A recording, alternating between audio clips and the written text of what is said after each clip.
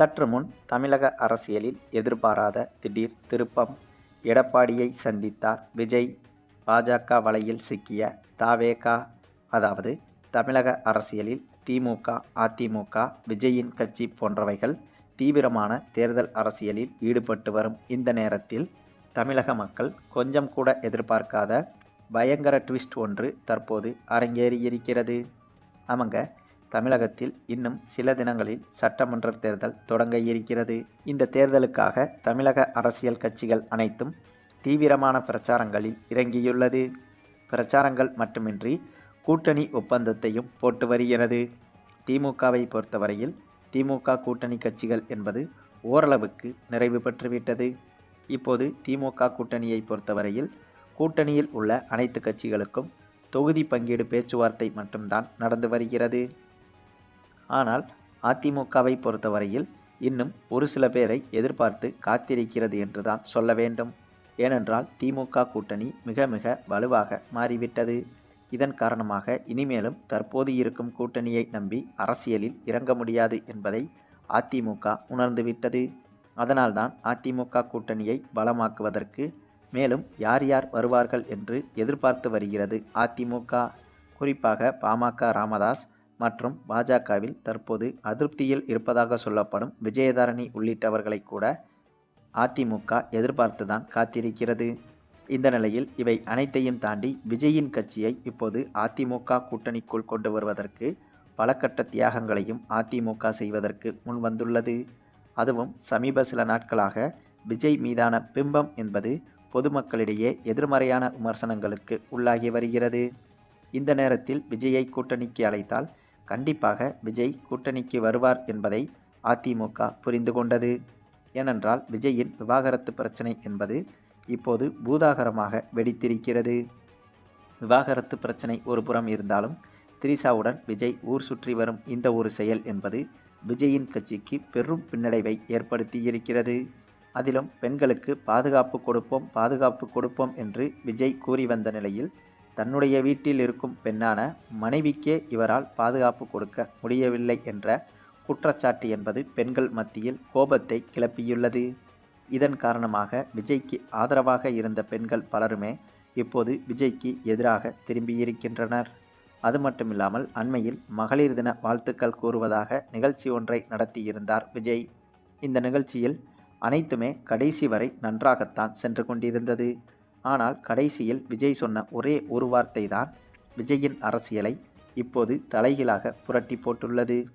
இந்த மகளிர் தின விழாவில் விஜய் பேசிய போது நலத்திட்டங்கள் பலவற்றையும் அறிவித்திருந்தார். ஆனால் இறுதியாக இவருடைய விவாகரத்து பிரச்சனை பற்றி ரசிகர்கள் யாரும் கவலைப்பட வேண்டாம் என்றும் அது அவ்வளவு ஒர்த்தான விஷயம் இல்லை என்ற அந்த ஒரு வார்த்தையை விஜய் பயன்படுத்தியிருந்தார். அதாவது தன்னுடைய மனைவி மற்றும் மனைவி என்பவள் பெண் என்பதை நன்கு தெரிந்து கொண்டு அப்படிப்பட்ட விஷயமே ஒர்த்தில்லை என்று விஜய் கூறியிருந்தது மிகப்பெரிய சர்ச்சையாக மாறியது. அதுவும் சாதாரண நிகழ்ச்சிகளில் இப்படி கூறினால் கூட அது மிகப்பெரிய பிரச்சனையாகத்தான் வெடிக்கும்.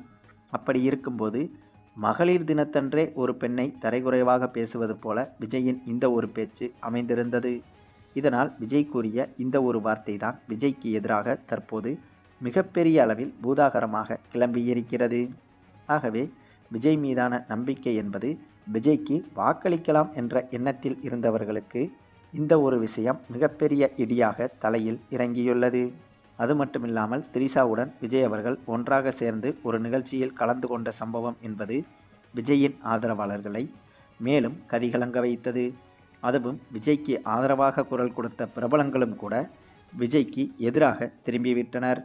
இதுவரையிலும் விஜய் கட்சி தொடங்கியதற்கு பிறகு விஜய்க்கு ஆதரவாக சமூக வலைதளங்களில் பல பிரபலங்கள் விஜய்க்கு ஆதரவான கருத்துக்களை தெரிவித்து வந்தனர்.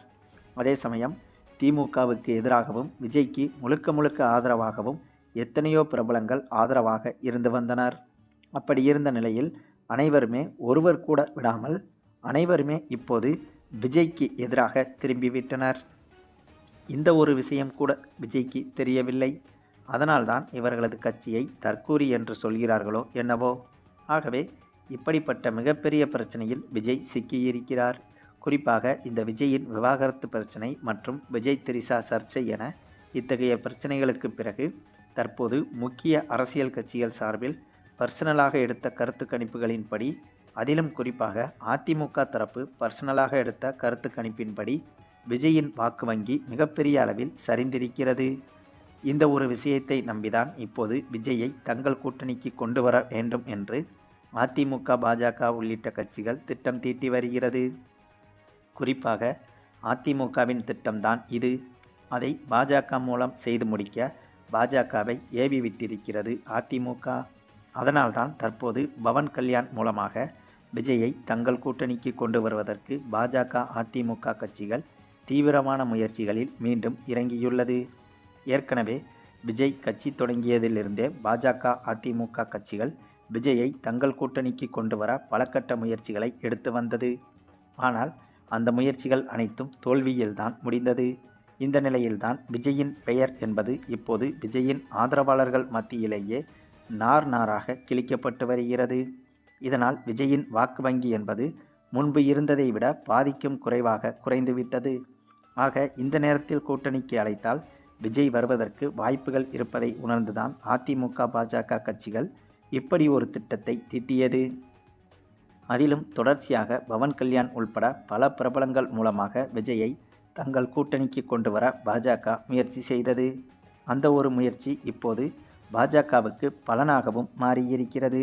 ஏனென்றால் விஜய் வந்துட்டு பாஜக, அதிமுக கூட்டணிக்குள் வருவதற்கு ஏறக்குறைய சம்மதம் தெரிவித்து விட்டார் என்றுதான் தெரிகிறது.